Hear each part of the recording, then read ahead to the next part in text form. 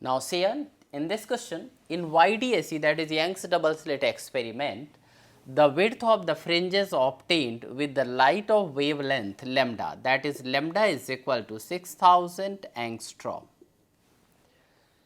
We know it 1 angstrom is equal to 10 raised to power minus 10 meter.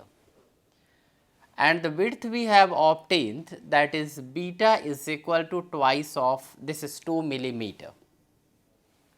Now, what will be the fringe width if the entire apparatus is immersed in a liquid of refractive index, Ri stands for refractive index of mu is equal to 4 by 3. So, now see here, the width formula is this, beta is equal to lambda d by d. When you put whole apparatus in a liquid, d and d will remain unchanged, but wavelength will be changing according to the refractive index of the medium.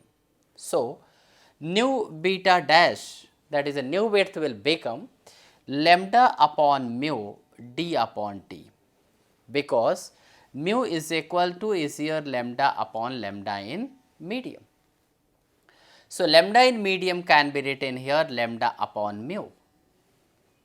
So, lambda in medium, so the beta dash is in a medium, so the lambda m, that is in a wavelength in a medium, that is lambda d by mu d.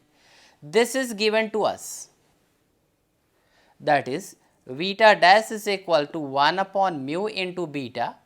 Beta is the fringe width in here in air, when the apparatus is in air. So, we can write here, that is 2 divided by 4 by 3 millimeter.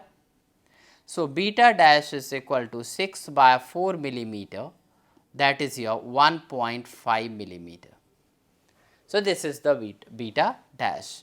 So, when you place the entire apparatus in a liquid, new fringe width will become 1.5 millimeter.